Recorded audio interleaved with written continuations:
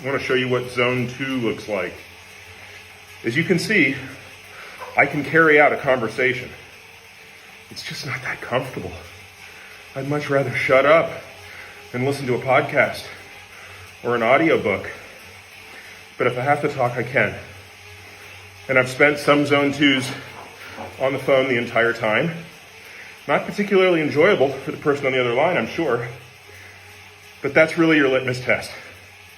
So don't get caught up in what your watts are and what heart rate is as a percentage of maximum heart rate. Don't worry about any of that stuff. Just reproduce this level of exertion.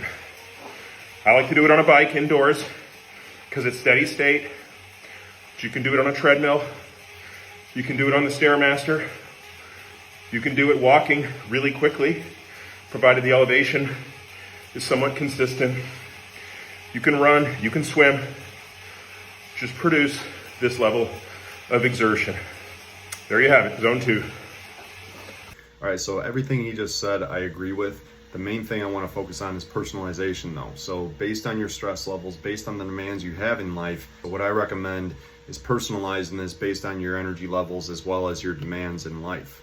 So if you got a lot going on and you're just starting out, I'd recommend 1 to 2 times a week doing this conditioning and bridge it from 20 minutes all the way to 60 minutes. You can start at the low end and start building it up week by week. And so do 20 minutes this week, 30 minutes next week, 40 minutes the following week, or you can just keep it at the simple 20 and make that digestible. Use that as a tool to enhance your overall results. So this should be in addition to your strength training. Ideally, you're getting 4 days a week of strength training in. Some guys are gonna get 3 days a week in. It's just dependent upon your limitations and availability.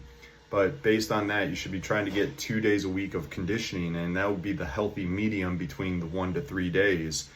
More is certainly better, but also to the extent of which you're still able to do and fulfill your duties in life, right? So sometimes this can get overwhelming. You're just putting too much on your plate.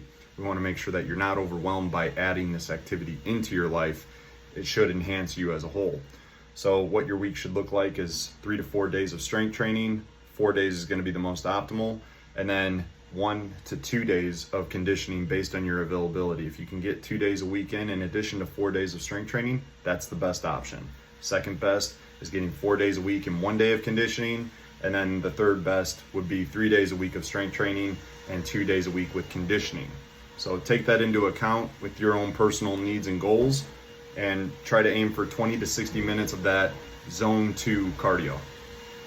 Meanwhile, my son is vacuuming. I'm doing this. I'm going to get outside here in just a minute. Take care. Thanks for watching. Hope this served you well.